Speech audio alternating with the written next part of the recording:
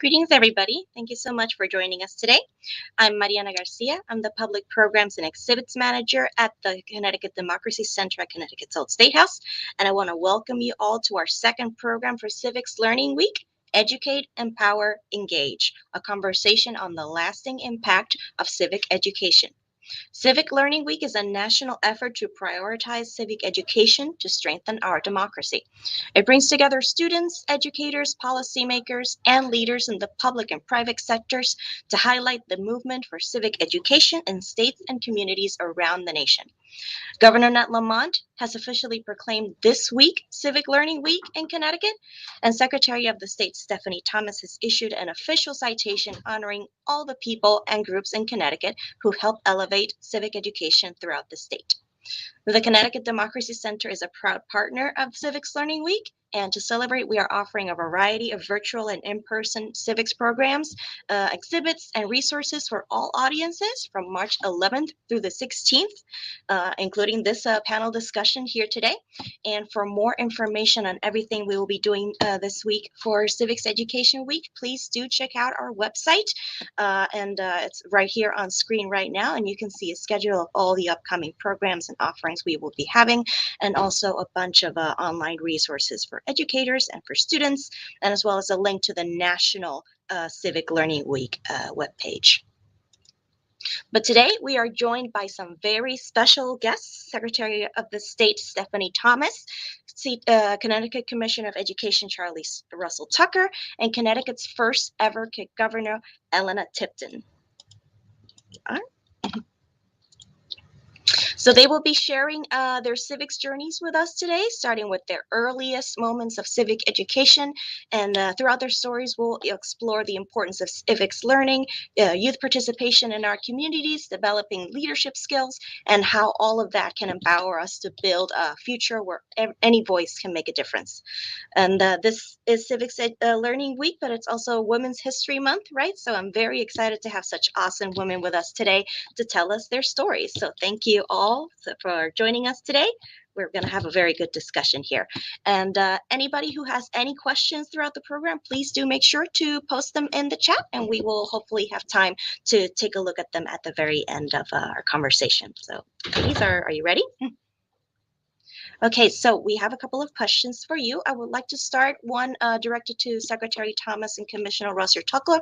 What is your job, and what is it you do? What does your job entail in the state government? The commissioner would like to begin. All right, I will get started first. I was going to have my secretary begin, but Mariana, thank you so much. And it's just awesome to be here with you, with Secretary Thomas, with Elena, our first Kid Governor. It is just awesome to join. And for those of you watching, and this being a week to celebrate civics, I am so pleased to be here with you. And so to specifically answer your question, I serve as the Commissioner of Education for the state of Connecticut. I was appointed by our governor, Ned Lamont, in 2021. And so what does the Commissioner of Education do? In short, lead Connecticut's public education system, as well as serve as the Chief Administrative Officer for our Department of Education in accordance with policies established by our State Board of Education. But I'd like to bring into context when I say I lead the public education system in our state, just to give everyone context. I always appreciate doing this. We have 201 school districts across the state. That includes charter schools. In our state, the last data count, 512,652 students. And of these 500,000 plus students, a lot of people don't recognize that 53%, about 275,000, represent as students of color. We have about 92,000 who are students with disabilities, about 54,000 and growing are English learners, multilingual learners in our state. And, we have about over 180 languages spoken. And so when we talk about our public education system, that is the context and that is what we're talking about. And so I serve in that role so we can all work together to ensure that public education in Connecticut is world class and that every one of those students that we talk about have access to those, to our systems, or awesome systems. and to make sure that they're improved as well as we go forward. I also work with other state agencies like our secretary here, our constitutional officer, and we work with all our school districts, as I mentioned, our policymakers who make policies for education. So we ensure that we're abiding by all the rules and all the laws that they make. And then there's other times when I get to represent the state, even on the national stage.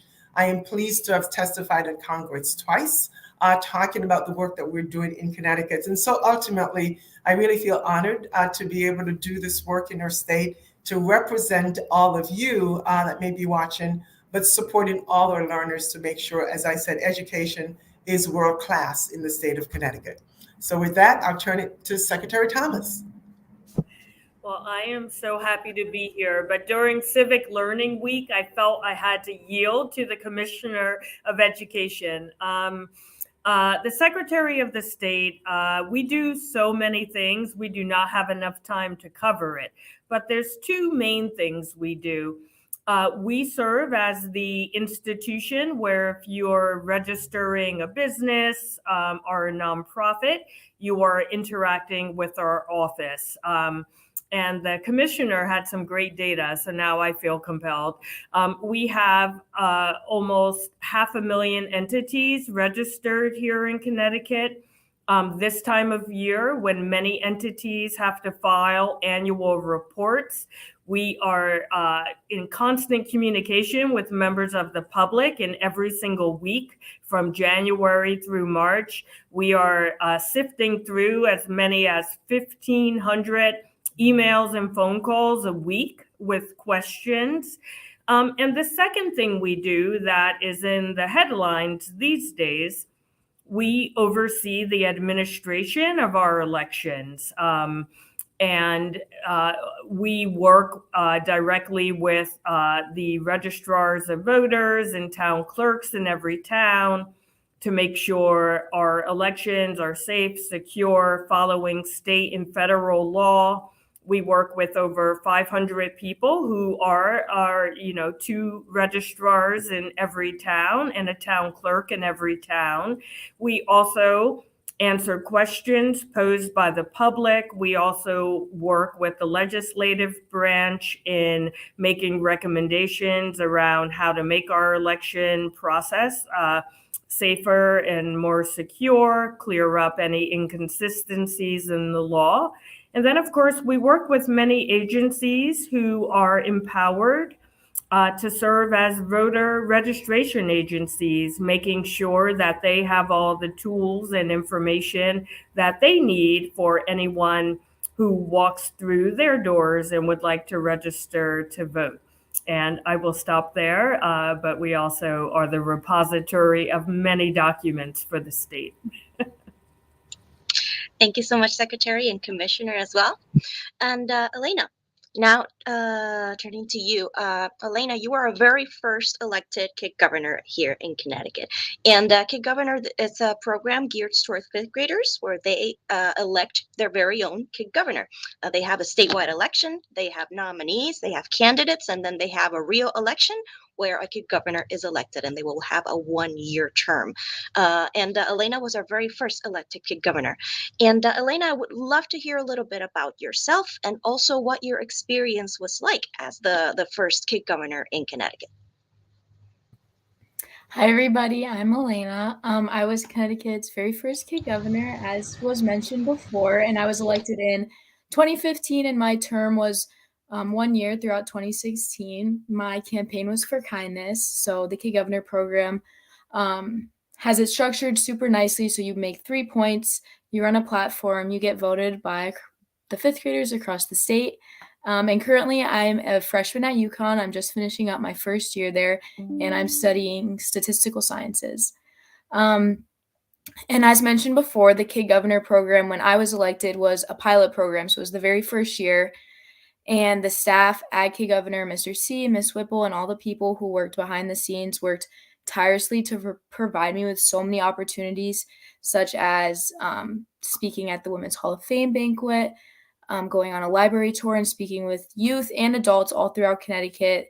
They set up a meeting with me with the past governor and the current governor at the time.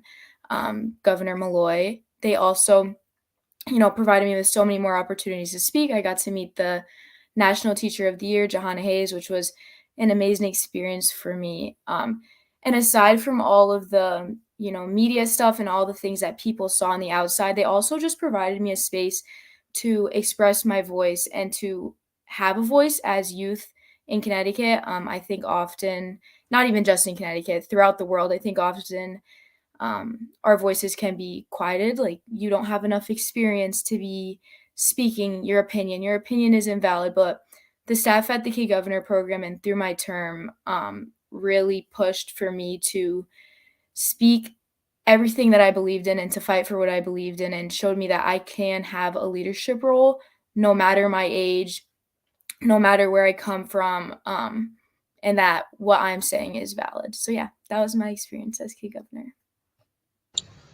Thank you so much, Elena. Well, clearly, all of you are seasoned pros at civics engagement, and I would just like to hear from each of you. This is directed to all three of you. What comes to your mind when you hear the word civics? Would you like to go in the same order that we did before? I'll mix it up. I'll jump. All right. I spend a lot of time talking about civics. For me, it's more about, most people think voting, and I always say that's the beginning, not the end. So for me, when I hear civics, I think about how it relates to an individual's role in their community and also in government. It's a way of knowing that I, as an individual, have agency, that I have a role in the world around me in terms of community and government. I'll stop there, but just finding my place in the broader infrastructure of society. And I'll add to that, and also bring in what Elena said earlier about voice and agency, and knowing that what you do matter. And that really is important. And as the secretary said, it really is about finding your place and your space, and recognizing that there is power in a voice. Yes, it may start with one voice, may not end there. And so being able to recognize that matters, and being empowered to be able to do that. So some of what Elena said really resonated about being able to have a voice in the things that you do. And so many, we'll talk about it further, but in so many times, folks don't recognize that you can and indeed make a difference, and just get the courage to speak. And I'd love to jump in and kind of go off what these ladies said. I think a big part of understanding your voice and to be able to have a voice in our world and in our society and in each individual community that we're all a part of is to understand the actual structures of the government, and to understand, I feel like, as the secretary said, so much of it that comes to the media and that people really think of when they think of their voice is voting. But to understand that, there's little steps that you can take where your voice will be more efficient and can go further than just going to the people who you see the most. So yeah, that's what I really think of when I hear civics. Wonderful. And I think we would all agree here that one of the most important things in feeling this way and understanding civics in this way is our education and our civics education that we receive in schools, in our communities, in our homes. And I would just like for all of you to share with us what your earliest memory of civics education or civics engagement was. What was that moment, or that maybe that class, or that experience that led you to see civics the way you do, and pretty much put you in the path that got you to where you are today? So I'll start there with that. And you know how you get drawn to certain things at certain points. Very, very early on, for me, I just got drawn to my teachers. And it didn't matter what grade, but drawn to teachers and to teaching. And so, yes, I was the one who would go home and reteach whatever I learned to whomever would listen.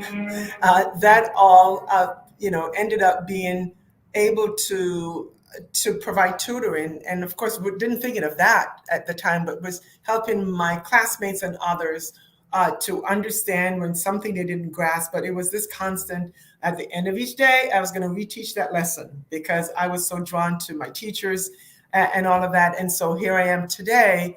However, it goes back to the concept of being drawn into and not being intimidated by your voice, and every little thing matters. And so, again, going back to what can you do to help to make a difference, starting very closely in community was really important. But for me, it was, certainly didn't think about it as civics, but it was a matter of helping others. And in this case, it was in the education space, trying to help my classmates. But as I said, if you stood up long enough, you were going to hear the day's lesson we taught.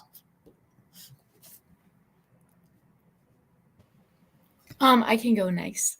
My earliest memory of civics might be like the obvious answer, but when I was running for Kid Governor and I first heard about the program, like up until then, you could ask me what the 3 branches of the government were, and I probably would have been like, not too sure. It wasn't really taught civics when I was growing up in like K through 4th grade, but once I got to 5th grade and once I became a part of that program, even before I was elected, but when I was running for Kid Governor and when I was learning about all of the different structures, that is, the first memory that I have of civic education.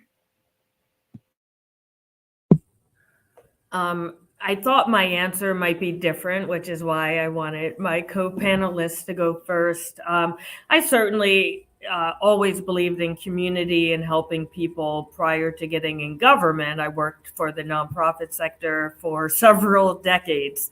So that was in my DNA, but I never thought of that as civics.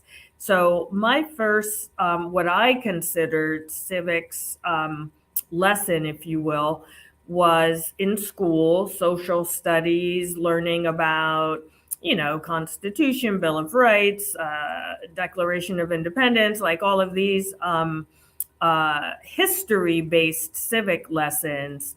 And I think it had the unintended effect that I, as a young person, felt that was so far removed from my everyday life, my experiences up to that point, where I did not feel that many bodies represented my family or me.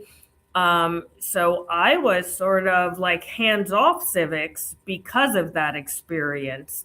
And I was, which is why I think it's so important, like programs like Kid Governor that take a broader approach, or like the curriculum suggestions through the State Department of Education that really center civics in the community. It's so important because it is a much broader topic. And I think if I could go back and talk to my young self, I would have said, okay, these lessons are only part of it, but there's so much more, which is why I'm happy we have Civic Learning Week and we're doing this program. Thank you so much, all of you. And Secretary, speaking of that, so much more that you allude to, that these experiences, these moments that informed you in your youth, what impact do you think that had in the rest of your lives? Like, did it lead to other experiences? And what do you think that moment led to after? I mean, honestly, I was pretty jaded until a very late age.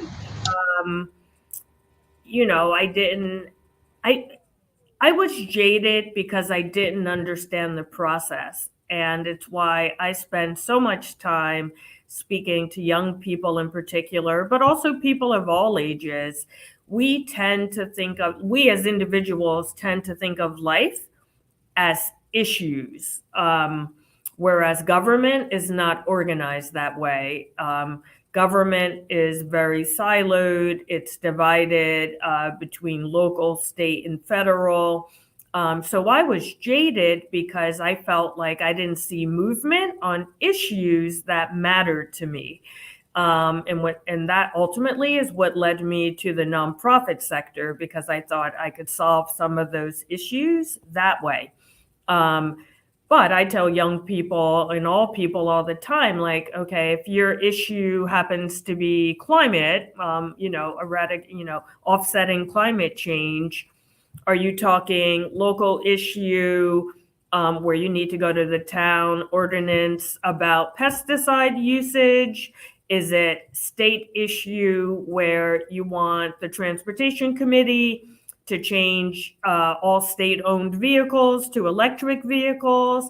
Is it federal standards? So just understanding that government is very siloed would have made me perhaps more optimistic, because I would have chosen one level of government and really applied myself in that one place, versus just feeling overwhelmed and like my voice didn't matter because I didn't see movement on the whole.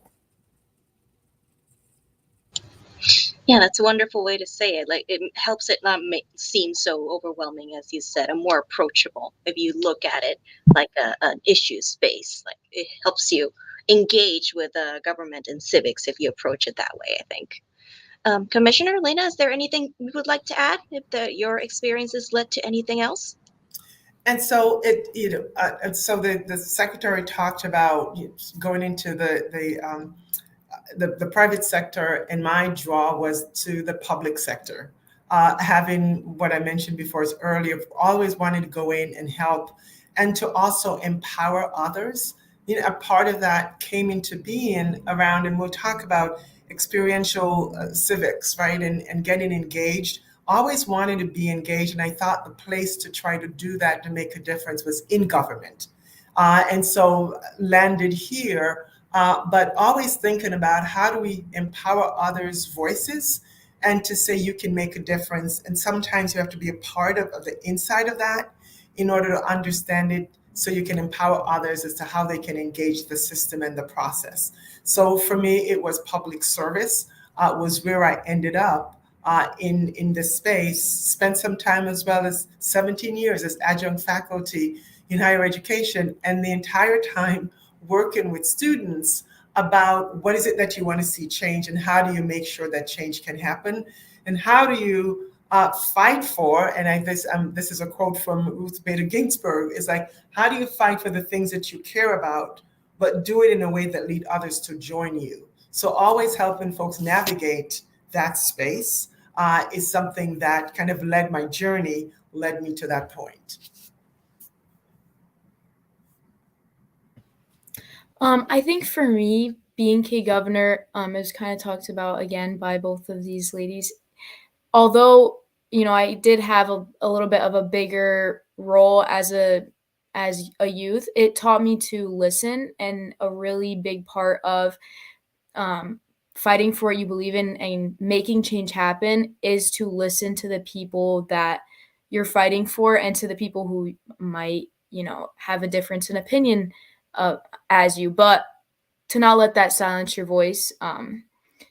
So that's kind of the impact that it had on me. So, Mariana, I don't want to mix things up a bit, but I feel like I need to connect to something that Elena said, because talking about your younger self and all of that, what she just said is so key, and I'd like to think that adults can learn from that as well. And I often think about, seek first to understand, and then to be understood, and that truly is practicing effective listening. Right, so we can hear and understand where we are at, because that to me is then, even though there may be differences of opinion, but we can find common ground if we become really, really good listening to each other, so that we can have better conversations and dialogue and working together. So I wanted to just connect to that. I'm sure the secretary may need to add to that as well, but coming from you, stating that really is important, and a lesson in civics that we can all talk about.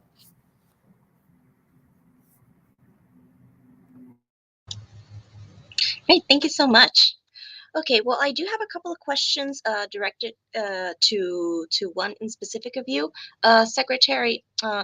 Commissioner Russell-Tucker. How can early civic education cultivate a culture of civic responsibility and active civic participation?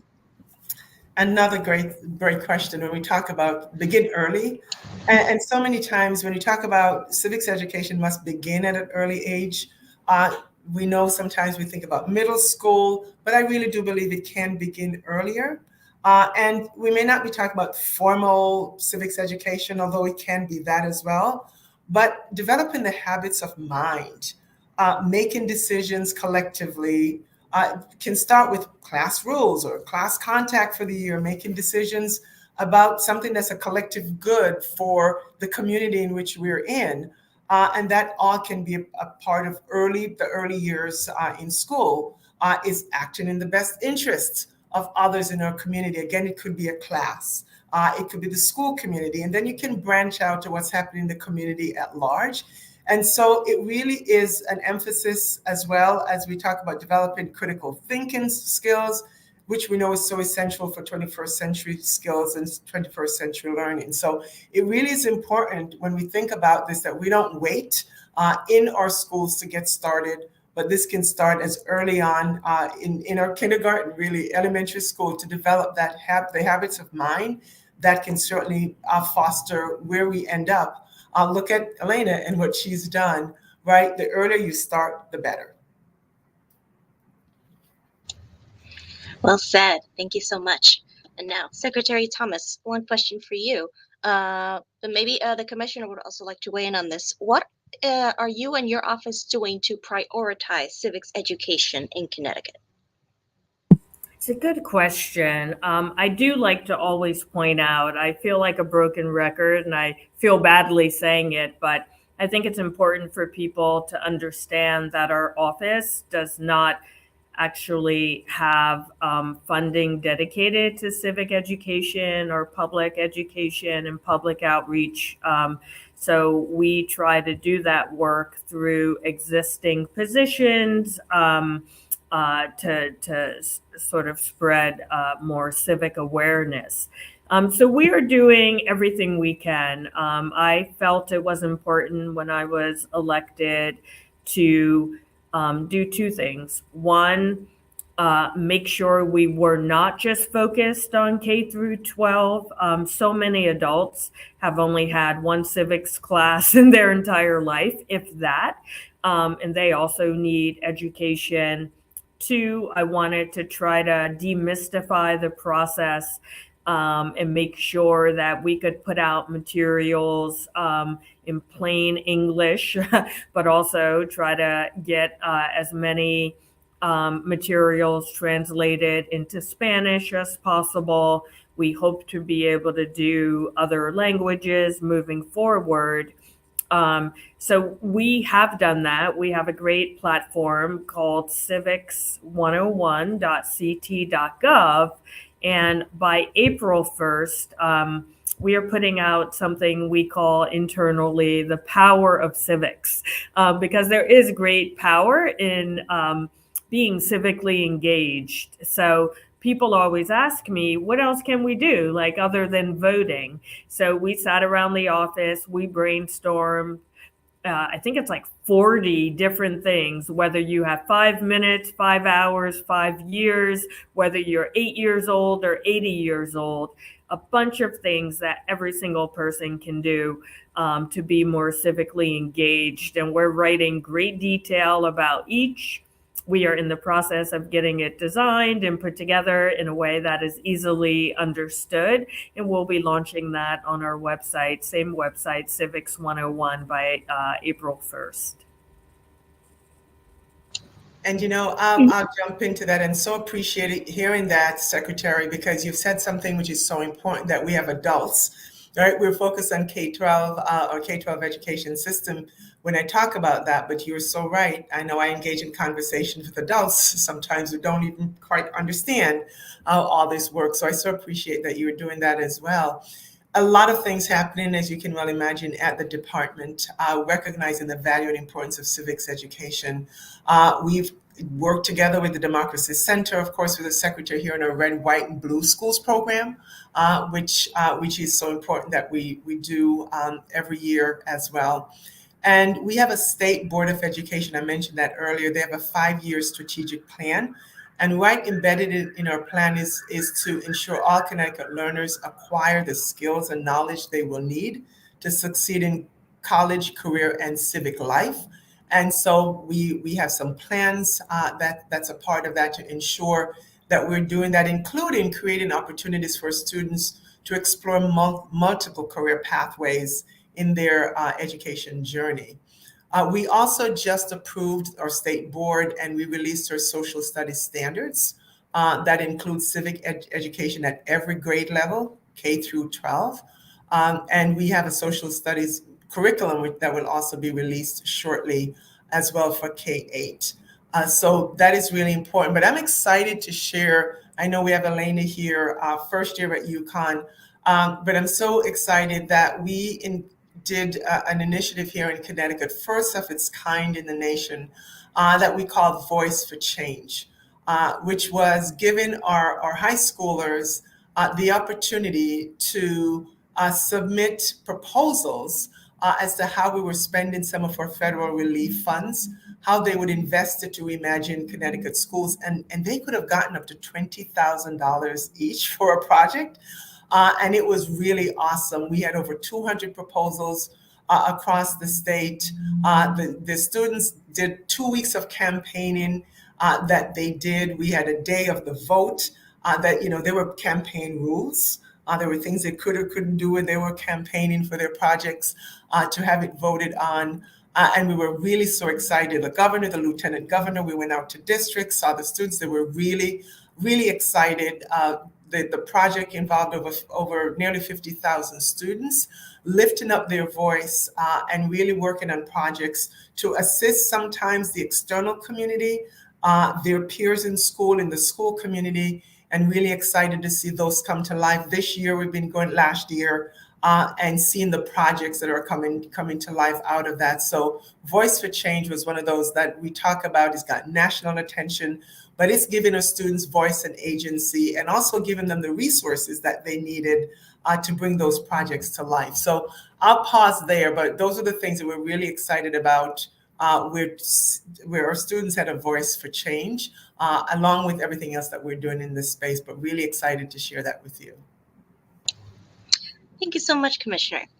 And Elena, I have a question for you, and it's a big question because you might be giving some advice to the commissioner and the secretary now, but what is it that can motivate young people to stay active in their communities and be civically engaged?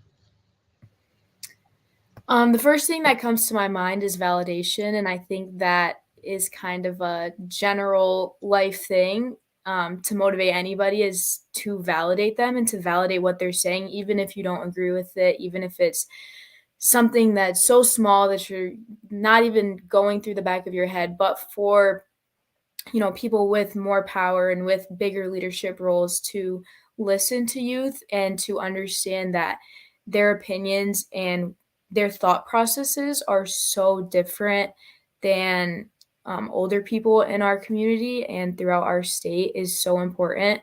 And I can speak personally, like at UConn, I know right now there is a lot of students who are very frustrated with, some of the tuition raises that are happening as college is very expensive. And there was, a bus put together for students by UConn to go to the Capitol to talk about and to express their opinions.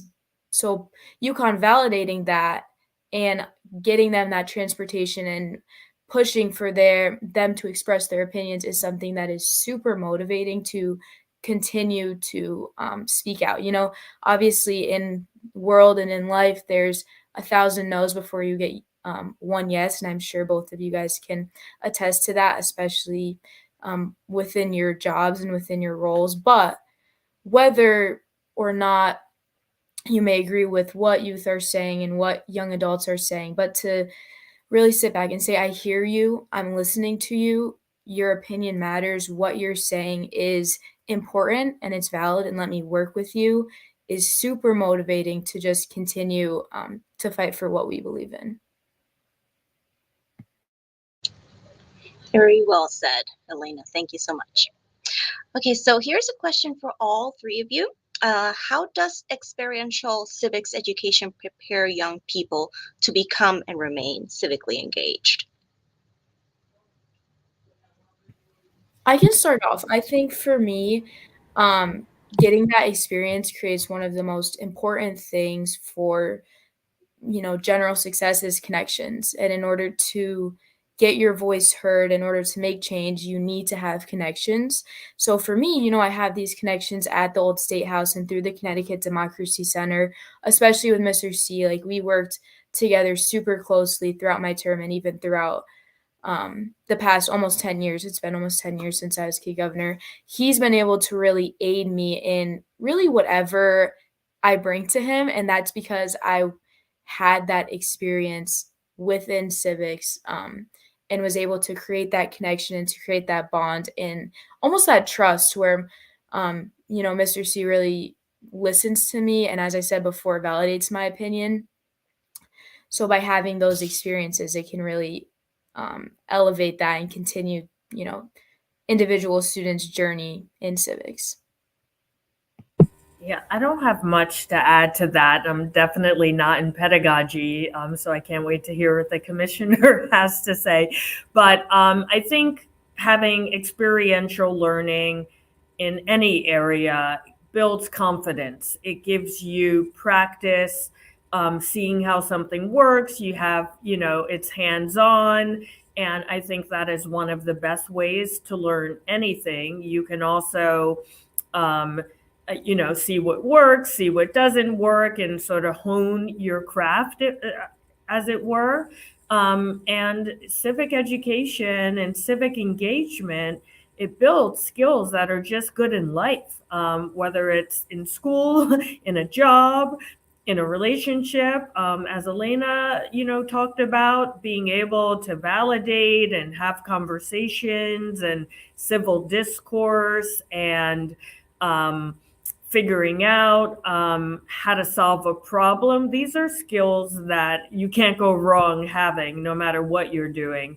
So I think more experiential learning, like the trip to the Capitol that UConn helped happen, just having that experience will make everyone who went on that trip or who knew about that trip more or better positioned to engage with their government moving forward.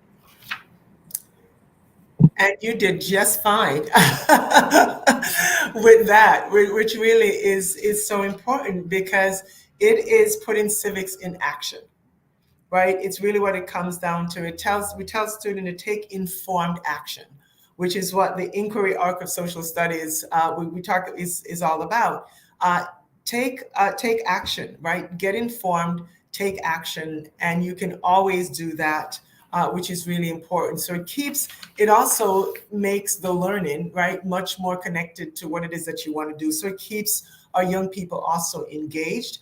Elena's a great example with as kid governor being exposed to civics participation. And that's what we're really seeing and asking students to do. Students across the state, young people remaining engaged. We see that through the lieutenant governor. She has a computing challenge.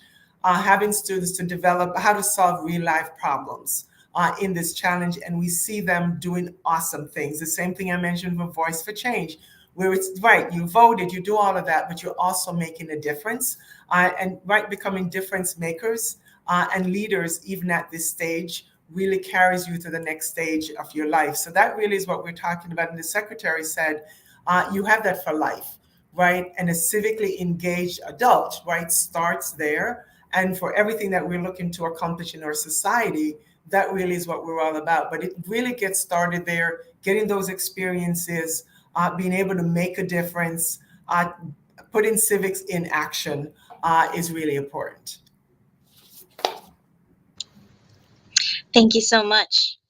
All right, and throughout all of our conversation, we've been talking about the importance of early civic education, how we can get the youth to be more civically engaged, what the state is doing to get students more civically engaged, but what are the benefits of having young people involved in their community and in civics? I would, I was going to say stronger communities, right? At the end of the day, that's really what we're talking about. It's so many times, it's waiting for others to come in to fix issues, and that's also a part of what happens. But how can you assess what is happening around you and to become a part of that change? And that really is important in getting, just becoming involved in the community and finding ways to do that. But I interrupted the secretary. Quite all right. Well said. I just wanted to touch on something we haven't talked about yet. And I think you're never too young to learn the difference between politics and governance. And I think the concepts have gotten so conflated in sort of the national narrative at this point. And I see young people, old people backing away from governance because they equate it with politics. So learning that civics is related to your community and the way government occurs, happens, intersects with your life. I always tell people we are governed in almost everything we do, which is very different from politics. When I'm running for election, I'm a politician. I am elected as secretary, so now I govern, right? And I do have some control over some things that you may experience. And wouldn't you rather I have input from you as I make my decisions? And definitely lawmaking bodies definitely need that input. So I encourage young people to start making that difference between the two.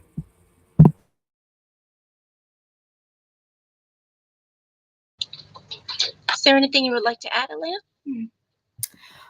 Yeah, sure. I'd love to add in. I think another big benefit of young people and young adults and children, youth being involved in their communities is it allows them to understand other communities better. So speaking from experience, I grew up in East Hartford, where the demographics are predominantly Black and Hispanic students. And being involved within my East Hartford community allowed me to better understand, especially throughout high school. I went to high school. I graduated last year, but in 2020, when there was, a lot of things happening that I'm sure all of us in this meet know about, but being involved in my East Hartford community allowed me to listen and better understand what my Black and Hispanic peers were going through at that time in order to understand my role in society and understand how I can use my privilege, as a white woman, as a white, student who has, who grew up in East Hartford to better, not necessarily advocate, but to help, aid their opinions, as I said before, and to step back and to listen. Thank you so much. Yes, and I would add to that, the best way to prepare a future for the youth is to have the youth involved in the conversations that are building that future, right? So I think that's one of the most important things as well, to have the youth involved in those conversations. But Secretary Thomas, as you well explained earlier in the program, one of your jobs is to coordinate elections, keep track of all the voters in Connecticut, and could you share with us to what degree the Connecticut residents that are young, below 30, are how well are they engaged in elections and civics, and can it be improved? And how can we improve it? I'm sorry. It's hard to know, and I apologize. I did not realize that data was made, so I didn't pull it. But I don't need to pull it to know that it's not great, because in municipal elections in general, across all ages, we only see on average 32% turnout. So every other year, average 32%. There are many towns where it's under 12%, under 10% turnout. In state elections and some federal, we only see about 53% turnout. But in presidential elections, we see closer to 80%. And that is abysmal, right? Because, without even getting into is everyone who's eligible to vote voting and other voting rights issues, that tells me that there are 80% of eligible voters who see fit to go to the poll on election day to vote for president. But those same people who are already registered, who obviously think voting's important enough to show up for, choose not to show up for all the other elections. And anecdotally, I will say that those numbers are probably slightly lower for young people. What I think can be done, I think part of the issue has to do with public education and the lack thereof. Right now, in Connecticut, most information about elections are communicated by political parties and political candidates. And that's fine, but depending on what town you live in and how competitive the election is, what that means is if you're an unaffiliated voter, for example, or an occasional voter of the Democratic or Republican parties, the candidates may not need to communicate with you. If they have enough votes to win without your vote, why would they send a mailer? Local elections are not putting up ads on television by and large. So I think the lack of engagement often just comes down to it's not on people's radar all the time, or they don't feel like they have enough information about the candidates. I think turnout is often higher in presidential years because you literally can't escape conversation, ads, it's in the headlines, in the media, etc. Like for over a year. So everyone knows who's running, everyone has an opinion by that point. So I think if we just infused more funding into public education, we would see a boost in turnout right away. I don't know how much, but I think some. I would love to jump in on this question if we have time for it. I also think that a lot of people under 30 are not engaged in voting in elections, and I can speak for myself. My first year at UConn, it's about 45-minute drive from campus on election day. We don't have the day off. So we are expected to go to our classes.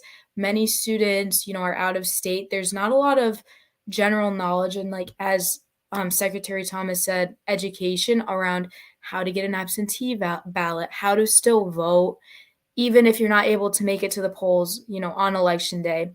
And graduating high school, many students leave 18, the legal age to vote. We're not really taught a whole lot about that, how to vote, where to vote, when to vote, how often elections occur. And I think, as she also said, I think a lot of people, when they think voting, they think it's every 4 years, it's every presidential election, but those local and state elections can often be more important than, the presidential election, a better way to express your voice. I have to jump in again on that. Those are excellent points. This is what I lived with. We did a focus group with our interns talking about why don't you vote? Why don't your friends vote? Do you vote? And, some easy things came up. Like Elena just said, most college students were we don't even quite understand. Can we vote in our college town or our hometown? What are the laws around that? So at the Civics 101 portal, we put up it's as easy as 1, 2, 3 doc for college students specifically. We also reached out to all colleges and universities to coordinate on putting together information that they could get out to students. But I totally lost track of the other thing Elena said that was really important. But it's getting information out into the hands of people. Most people are confused, even older people. Like they started voting when they were 18 sometimes, and they don't realize election law can change all the time. So they're still basing their activities on what they learned 10, 20 years ago, and it could be quite different.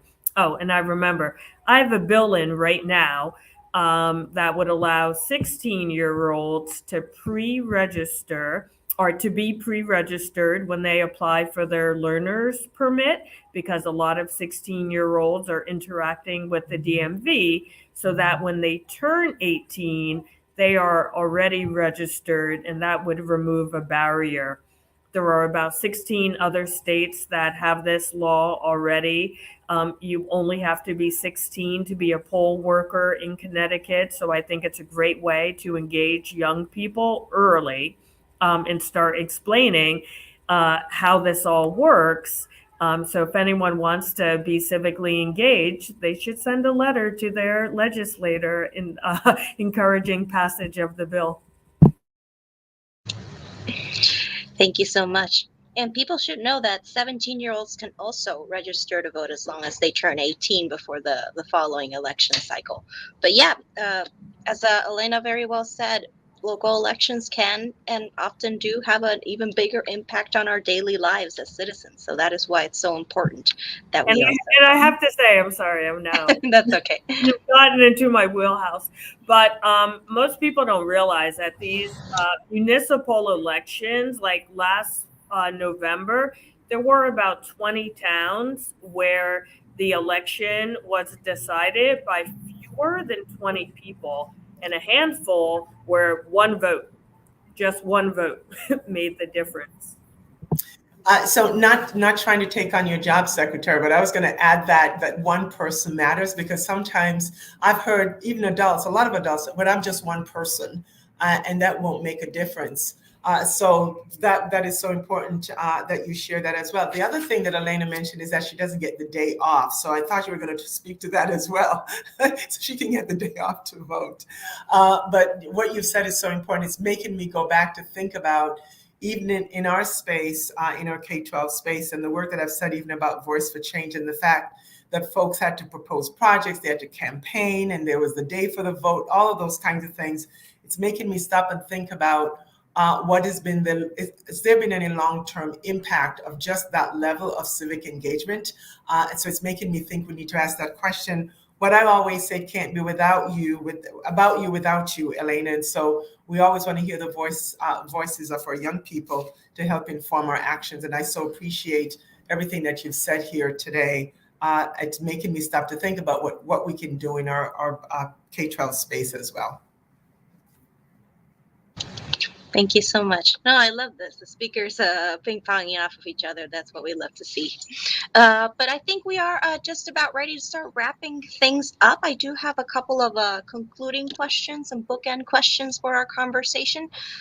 First of all, what advice would you give someone who is seeking a leadership role in their communities? I would say just do it, right? And right. Often, I know I've heard this stat as a woman where, they say that, we often feel like we need to have done the job before we do the job. And I considered not running for secretary. And I had lunch with a friend, and she said to me, I just want to make sure you decided not to run because you examined your entire life and it just doesn't make sense, versus because you have imposter syndrome or just don't think you're qualified in some way. And I had to stop and sit back, and it was the latter. I just felt like I've not been secretary, so why can I'm not allowed to run for secretary. So be confident in your own abilities and just do it. You can learn most things. And I actively seek those opportunities as well. All right. And nothing is, to your point, too small. And so it's developing that confidence. Don't limit yourself. There are indeed infinite possibilities of what we can achieve. And you said something as well. You sat with a friend. Surround yourself with folks that you can trust, that can help to mentor you, some who can sponsor you. But that really is important as well. That voice that says you can do it. Have you thought about this? That can help you when you process your, I don't have this experience or that experience, can say, but wait a minute, you need to give this a second look. So that's also a key point for young folks, young people thinking about a leadership role, to think about those that can help to mentor them along the way. And to add on, I would tell people that leadership isn't always standing in the front of the room and being the person with the biggest title and being the person with the loudest voice, but leadership can be just showing up, just attending, and having small impacts on your community. That can also be, classified as a leader. And I say lead from your sphere of influence, right? And that's wherever you are. Thank you so much.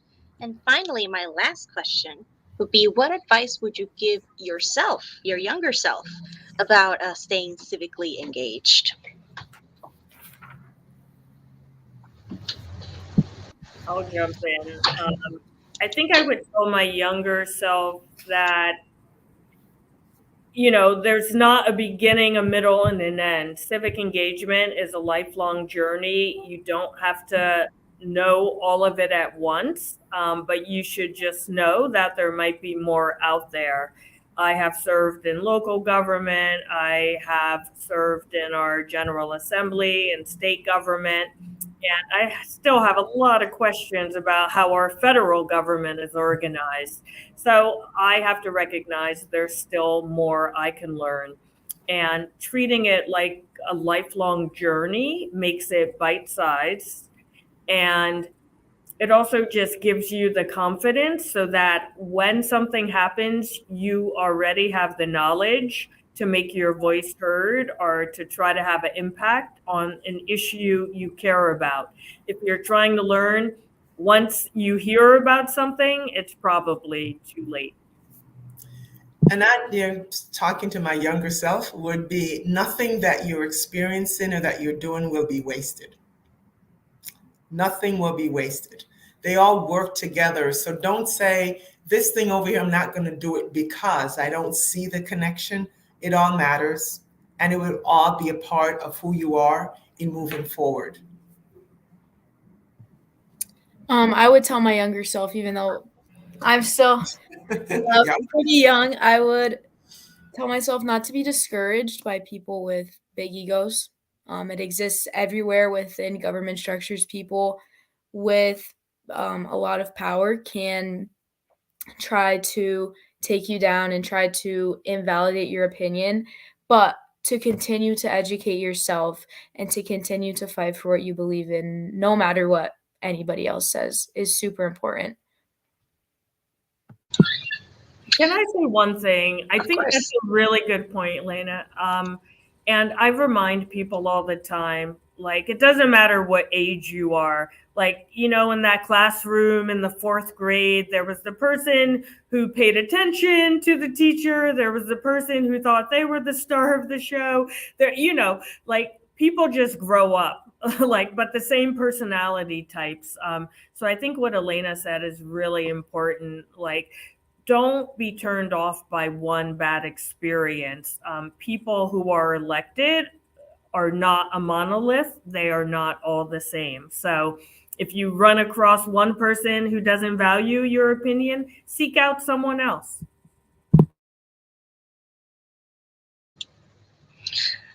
Thank you so much, all of you. This was wonderful, wonderful advice, wonderful conversation.